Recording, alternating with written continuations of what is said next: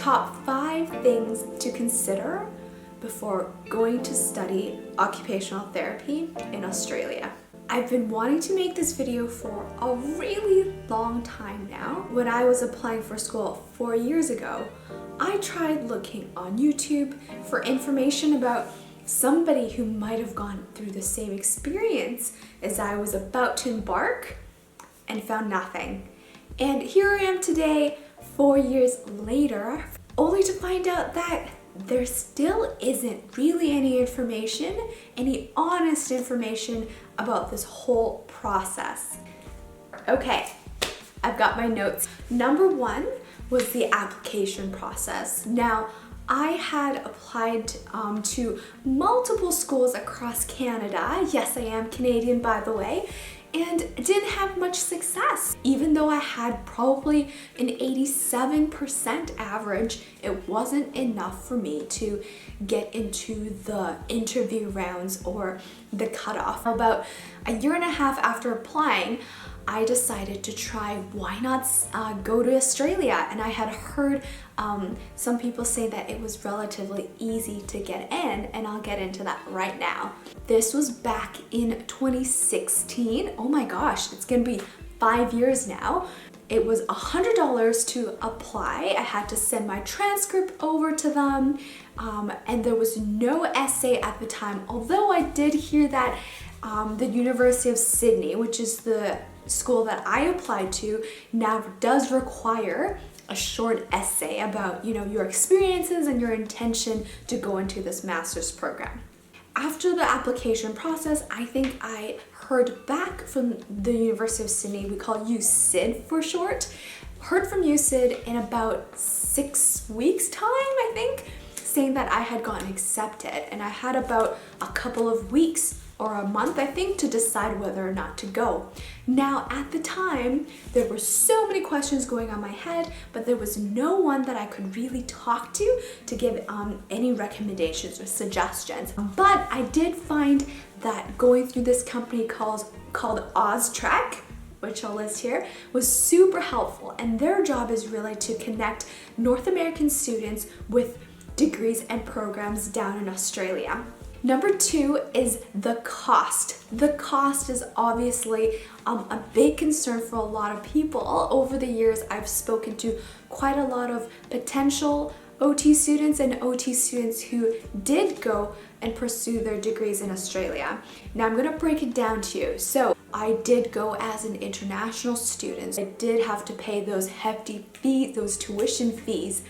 Okay, here we go. So the tuition for a 2-year program was $97,000. My living costs in total, about $1,000 would go towards rent. I rented a bedroom in a 2-bedroom apartment. My living expenses was approximately, in all of the living costs, it was basically $2,000 a month. So you times that by 12, you get 24,000, so about 50K or so would go into living expenses. And of course, because you're in Australia, you have to, account for some travel expenses as well. I racked up approximately anywhere from $10,000 to maybe $15,000 worth of travel within the 2 years. Now, a lot of people ask me, how did I manage to come up with the funds to go study abroad? Because it is an extremely expensive program. It's basically the same cost of getting, an MBA somewhere else. Canadian programs for master's degrees are a lot more affordable, and I've heard that if you were a local Canadian, doing an OT program would cost you maybe $30,000. So I was really adamant about finding every opportunity I could to bring my costs down. So those are things like applying for scholarships. There's not a whole lot for international students. However, if you do apply through the OzTrack program, they had a leadership scholarship, which was $10,000, which I won in the master's entry-level health sciences at the University of Sydney. They also offered, I think, a $2,000 scholarship as well, which I also got. So I think in total, I had $12,000 deducted from my tuition. And the other thing you can do is, well, you have to get a visa. And so in the student visa, you're actually allowed to work. So the limit is you're allowed to work 40 hours every fortnight or bi-weekly. So that pretty much sums up to being around 20 hours a week. I was really intentional with my money and spending it really on experiences that I knew I would love and it would give me a lifetime of memories. So the program itself is structured so that you would be taking 4 courses per semester, 2 semesters a year. And between year 1 and year 2, the amazing thing about going to USYD for a master's in OT is that you actually get 3 whole months of summer break. And so I took that time to travel. I flew back home to see family and friends, and it was awesome. I did find that a lot of the workload was self-studying, so there were a lot of report writing, projects, things to do in your own time. So the courses really felt kind of like you were in undergrad again. You know, you go attend the lecture for 3 hours, you go to the lab, or the tutor class, and then you hand your assignments in, etc., etc. In terms of the placements, my intention of going to Australia was to come back to Canada to work. You had to fulfill the requirement of having 1,000 practicum hours, which USYD does provide in a variety of ways. The clinical placement is structured into 5 main fieldworks. After the end of your first year, you would get 2 two-week placements, and then in the beginning of second year, you would get 1 sort of not a direct one-to-one clinical placement,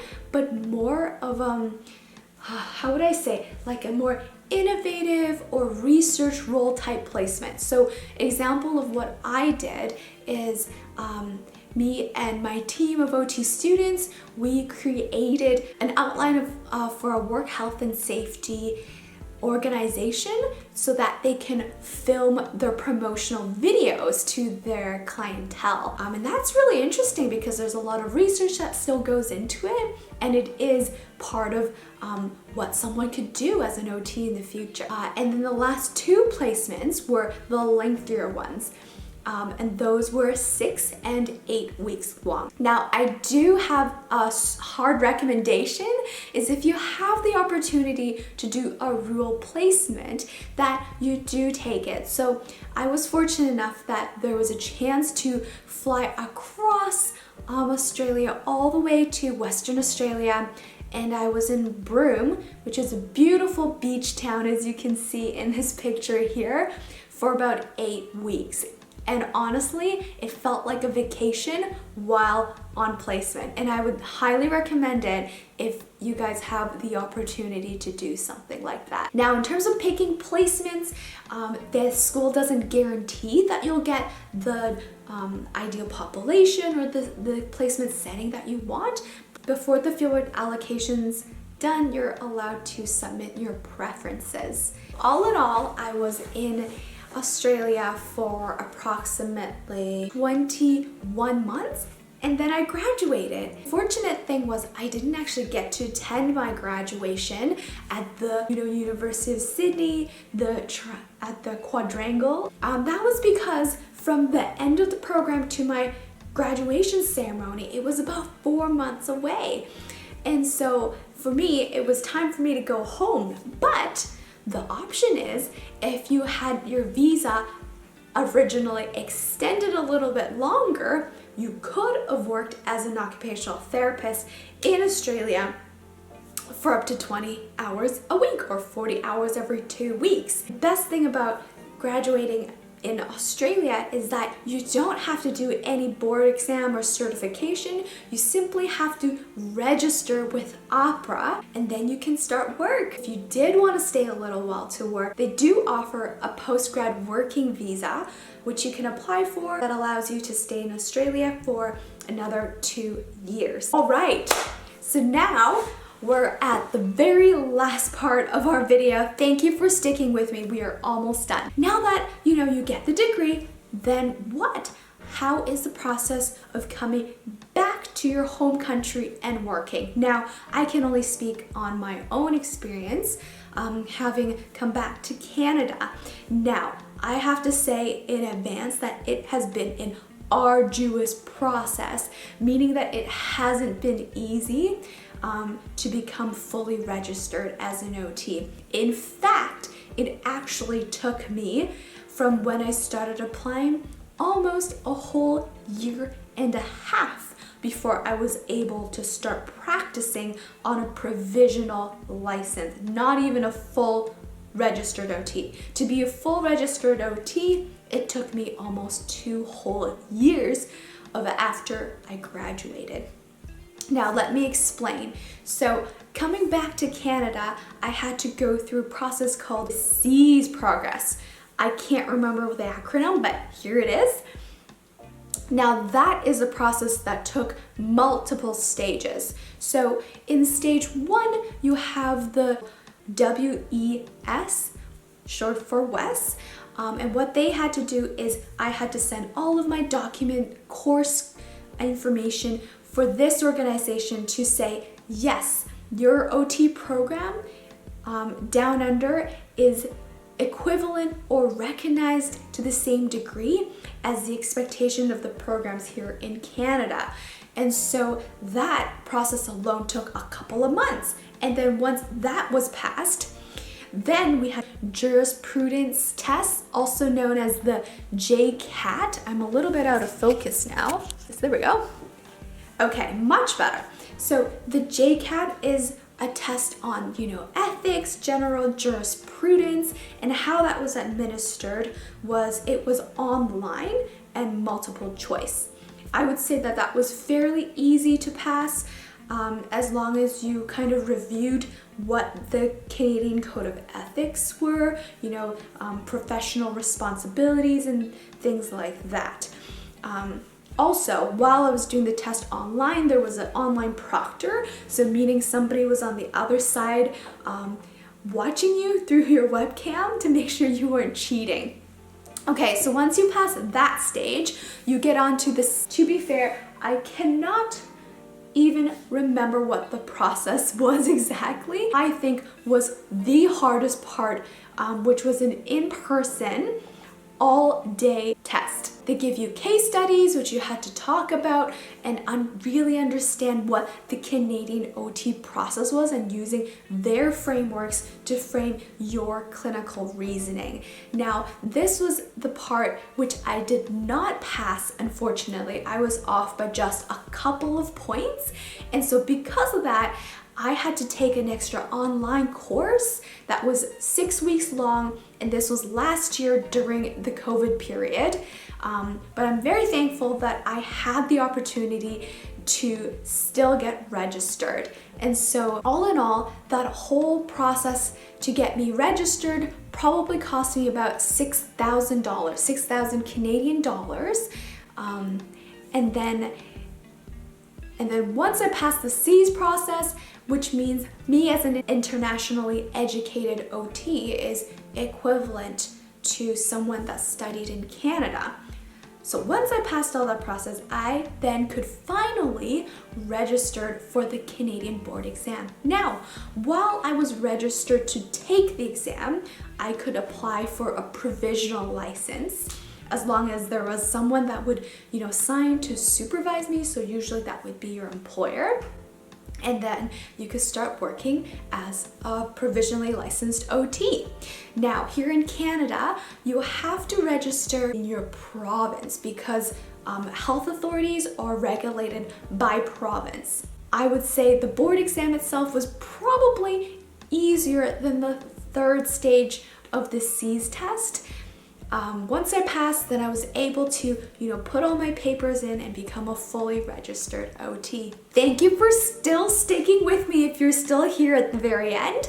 Conclusion. My conclusion is to do the math.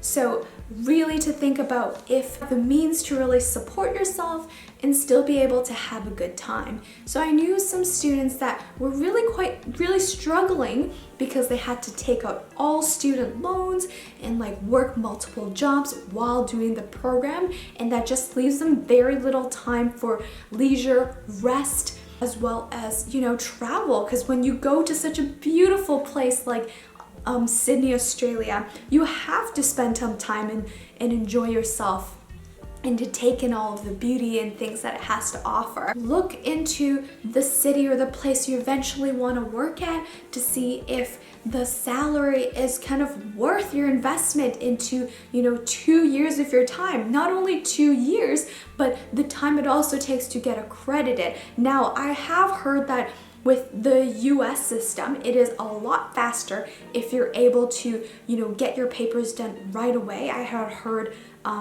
one of my colleagues that they were able to start working as an OT under a year. So that's it, guys. Thank you so much for watching. Leave in the comments below. If you have any questions for me, feel free to leave me a note. I would love to hear and support you guys through your journey. Thank you. Bye.